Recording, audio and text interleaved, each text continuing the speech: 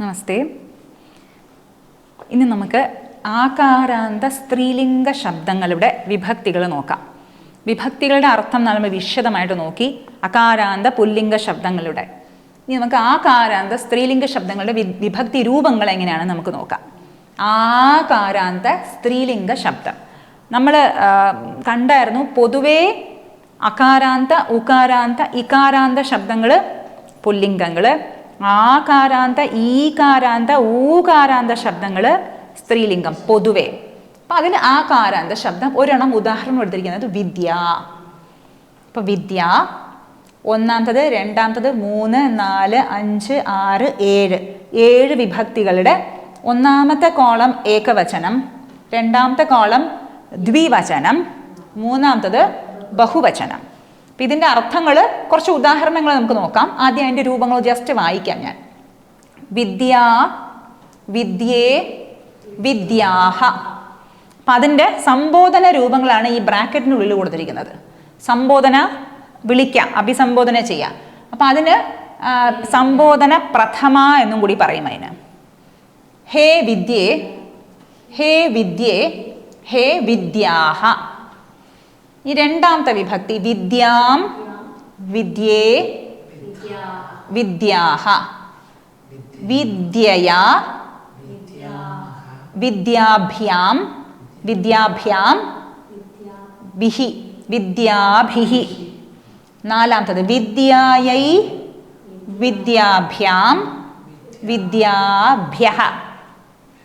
അഞ്ചാമത്തത് വിദ്യായാഹ, വിദ്യാഭ്യാം, വിദ്യാഭ്യഃ.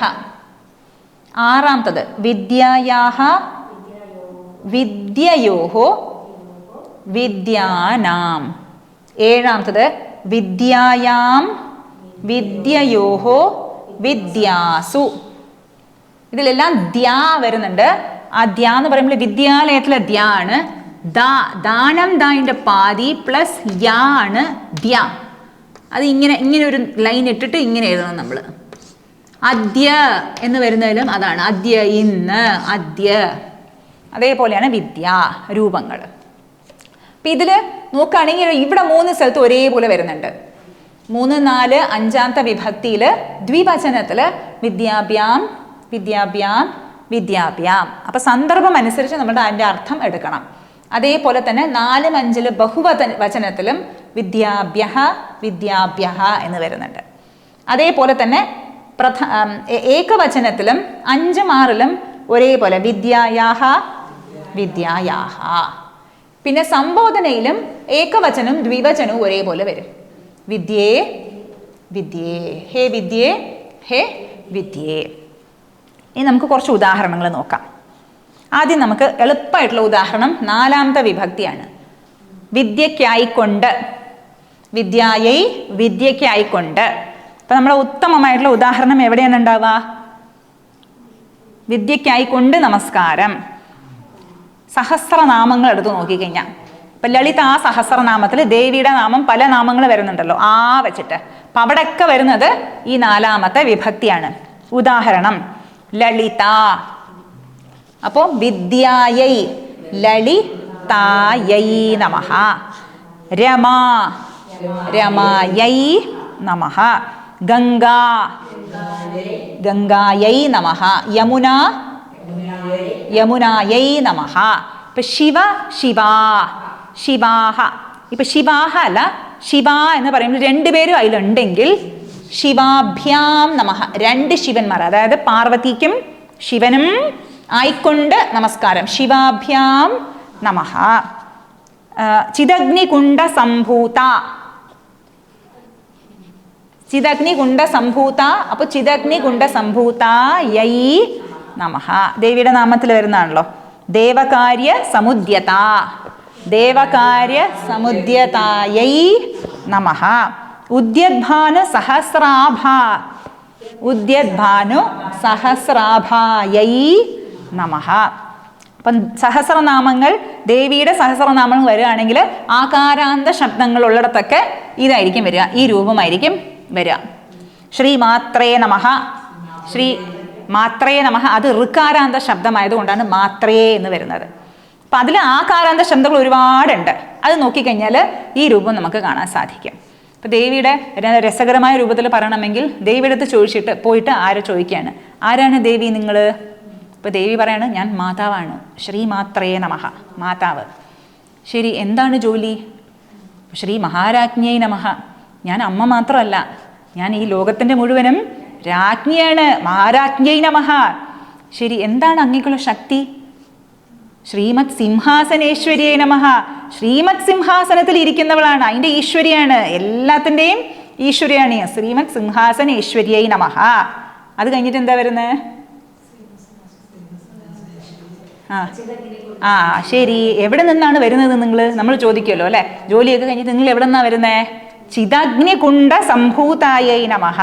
ചിത്ത് അഗ്നികുണ്ഡ സംഭൂത, ദേവി വരുന്നത് അഗ്നിയിൽ നിന്നുമാണല്ലോ. അവർ യാഗം നടത്തി ദേവന്മാര്, ആ യാഗത്തിൽ നിന്നുമാണ്. ചിത് അഗ്നികുണ്ഡ സംഭൂതായൈ നമഃ.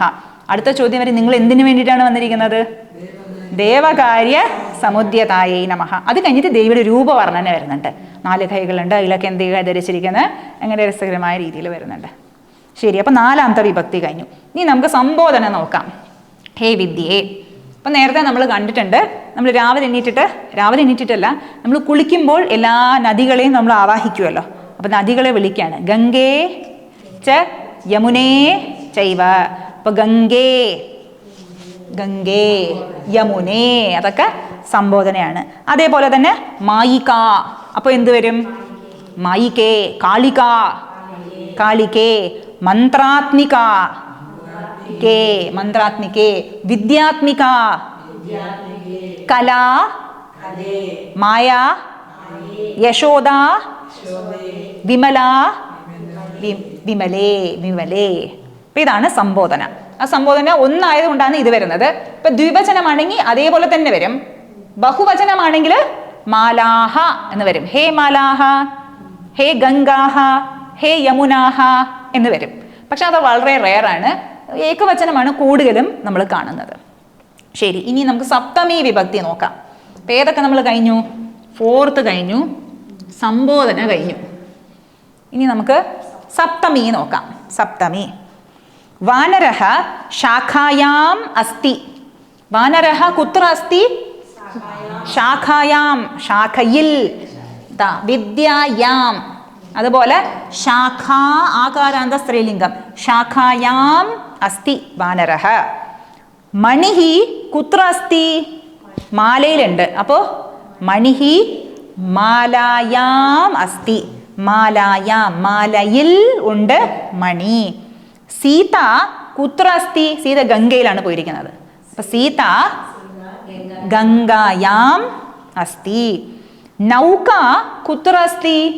നൗക തോണി, അത് യമുനയിലാണ്, അപ്പം യാം, യമുനായാം അസ്തി നൗക. രാമഃ കുത്ര അസ്തി?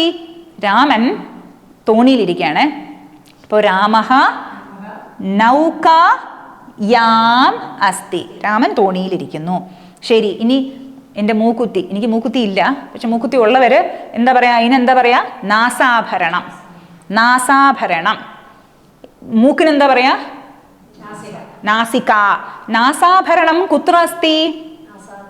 നാസാഭരണം നാസികായാം, മൂക്കിലുണ്ട്. നാസാഭരണം നാസികായാം അസ്തി. ഇതൊക്കെ നമ്മൾ ഏകവചനമാണ് നോക്കിയത്. ദ്വിവചനം, ബഹുവചനം, അതേപോലെ ഈ രൂപങ്ങളൊന്ന് മനസ്സിലൊന്ന് കുറിച്ചാൽ മതി. നേരത്തെ പറഞ്ഞതുപോലെ തന്നെ ഈ രൂപങ്ങളൊക്കെ എങ്ങനെയാണ് മനസ്സിലാവുക? കുട്ടികൾക്കൊക്കെ പഠിപ്പിക്കുമ്പോൾ ഇത് പാരായണം ചെയ്യും. ഇങ്ങനെ ദിവസവും വിദ്യാ വിദ്യേ വിദ്യാഹ, വിദ്യാം വിദ്യേ വിദ്യാഹ എന്ന് പറഞ്ഞ് പാരായണം ചെയ്യും നമ്മൾ. പാരായണം ചെയ്യണം. ദിവസവും നമ്മൾ പാരായണം ചെയ്യുകയാണെങ്കിൽ പെട്ടെന്ന് ഉള്ളിൽ നിൽക്കും. നമ്മൾ കുത്തിയിരുന്ന് പഠിക്കണം എന്നില്ല, വെറുതെ പാരായണം ചെയ്ത് കഴിഞ്ഞാൽ മനസ്സത് കുറിച്ചിട്ടോളും. പിന്നെ ഇതിൻ്റെ പ്രയോഗങ്ങൾ വരുമ്പോൾ പെട്ടെന്ന് ഇതാ ഞാൻ അവിടെ കണ്ടതാണല്ലോ, അപ്പോൾ ഓർമ്മ വന്നോളും നമുക്ക്. ശരി, അപ്പം അതും കഴിഞ്ഞു. സപ്തമി വിഭക്തി കഴിഞ്ഞു. അടുത്തത് നമുക്ക് ഷഷ്ടി നോക്കാം.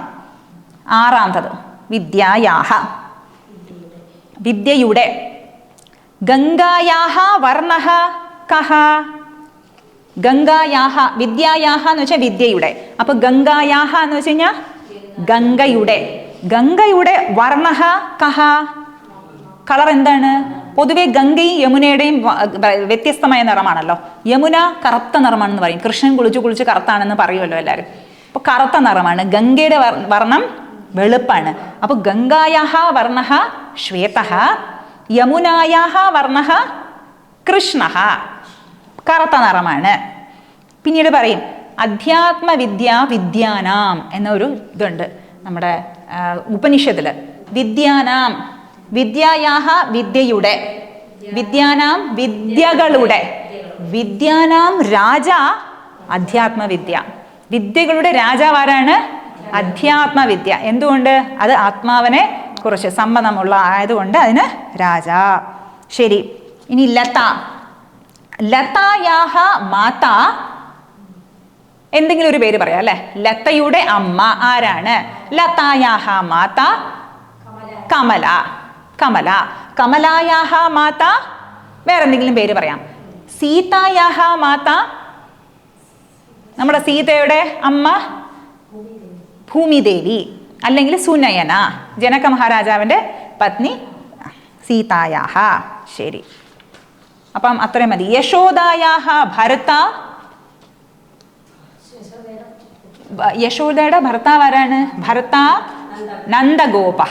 യശോദായാഹ, യശോദയുടെ. യശോദായാഹ പുത്ര കൃഷ്ണ, യശോദയുടെ പുത്രൻ കൃഷ്ണൻ. ശരി, അത്രയും മതിയല്ലേ. അപ്പം ഇത് നടുവിൽ രണ്ട് വിദ്യകൾ, രണ്ടെണ്ണം വരുമ്പോൾ ദ്വിവചനത്തിനാണ് നമ്മൾ വിദ്യയോഹോ എന്ന് പറയുന്നത്. അപ്പം ഷഷ്ടി വിഭക്തിയും ഉദാഹരണങ്ങൾ നമ്മൾ കണ്ടു. ഇനി പ്രഥമാ വിഭക്തി എടുക്കാം. പ്രഥമ വിദ്യ, വിദ്യേ, വിദ്യാഹ. വിദ്യ ആകാരാന്തം. സീത, സീത ജനകസ്യ പുത്രി. ഇനി രണ്ടില് ഞാനൊന്ന് സെർച്ച് ചെയ്യുന്നു. അപ്പോൾ വിദ്യേ, ഒരു ഉപനിഷത്തിൽ ഒരു ചൊല്ലുണ്ട്, ഉപനിഷത്ത് പഠിച്ചവർക്ക് അറിയാം. ദ്വേ വിദ്യേ വേദിതവ്യേ, രണ്ട് വിദ്യകൾ നമ്മൾ അറിഞ്ഞിരിക്കണം. അപ്പോൾ രണ്ട്, ദ്വേ വിദ്യേ വേദിതവ്യേ, അറിഞ്ഞിരിക്കണം. എന്തൊക്കെയാണ്? അപരാ പരാ എന്ന് പറഞ്ഞ ഒരു ഉപനിഷത്തിൽ വരുന്നുണ്ട്. യശോദ, യശോദ ഗോകുലേ അസ്തി. യശോദ എവിടെയുണ്ട്? ഗോകുലത്തിൽ, ഗോകുലേ അസ്തി. രാധ കുത്ര അസ്തി? രാധ ഗോലോകേ അസ്തി, ഗോലോകത്തിൽ ആണ് രാധ. അതാണ് പ്രഥമാ വിഭക്തി. അതിൻ്റെയും കുറച്ച് ഉദാഹരണങ്ങൾ കണ്ടു. ഇനി നമുക്ക് ദ്വിതീയ വിഭക്തി നോക്കാം. വിദ്യാം, വിദ്യേ, വിദ്യാഹ. വിദ്യാം.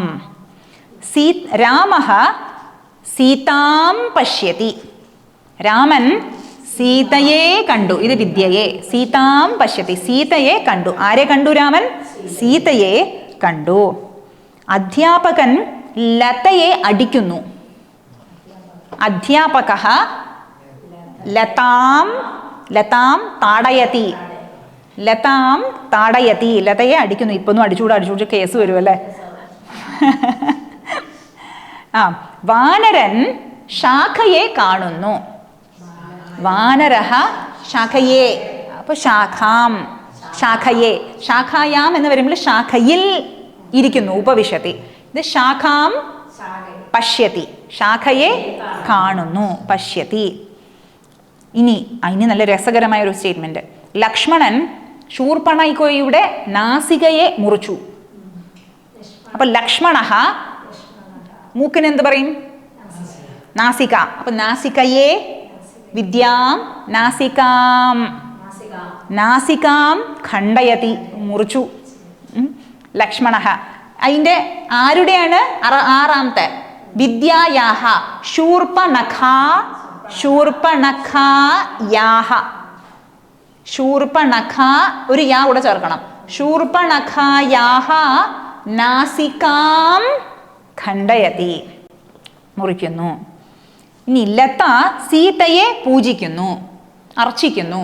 ലത സീതാം അർച്ചതി പൂജതി. അത്രയും മതി ദ്വിതീയ. ഇനി തൃതീയയിലേക്ക് കിടക്കാം. വിദ്യയാ.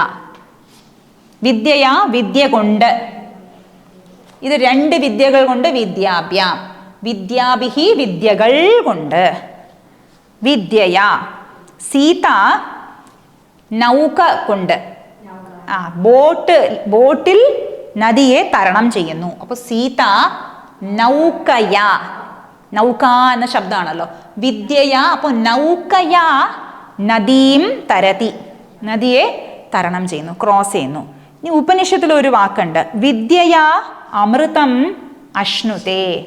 വിദ്യയാ എന്ന് വെച്ചാൽ വിദ്യ കൊണ്ട് അമൃതത്തിനെ നമുക്ക് പ്രാപിക്കാം. നമ്മൾ ആരാണ് എന്നുള്ള അറിവ് കൊണ്ട് അമൃതത്തെ നമുക്ക് പ്രാപിക്കാം. മൂന്നാമത്തെ വിഭക്തി. ഇനി ഏതാ? ഇനി ഒന്നേ ഉള്ളൂ ബാക്കി. വിദ്യായാഹ അഞ്ചാമത്തെ വിഭക്തി. ശാഖയിൽ നിന്ന് പുഷ്പം താഴെ വീഴുന്നു. വിദ്യായാഹ വിദ്യയിൽ നിന്ന്, ശാഖായാഹ പൂ താഴെ വീഴുന്നു, പുഷ്പം പതതി ശാഖായാഹ. ഇനി നമ്മൾ നേരത്തെ കണ്ട ഉദാഹരണം, മൂക്കിൽ നിന്ന് മൂക്കാഭരണം താഴേക്ക് വീഴുന്നു. കറക്റ്റ്. നാസികായാഹ മൂക്കുത്തി, നാസാഭരണം പതതി പതതി. നൗകയിൽ, നൗകയിൽ നിന്ന് പുസ്തകം ജലത്തിലേക്ക് വീഴുന്നു. നൗകായാഹ പുസ്തകം ജലേ പതതി.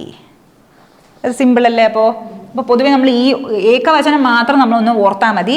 ദ്വിവചനവും ബഹുവചനവും വളരെ റെയർ ആയതുകൊണ്ട് ഒന്ന് ജസ്റ്റ് ഒന്ന് മനസ്സിൽ കുറിച്ച് വെച്ചാൽ മതി. അത് ശരി. നമുക്കപ്പോൾ അടുത്ത ക്ലാസ്സിൽ കാണാം.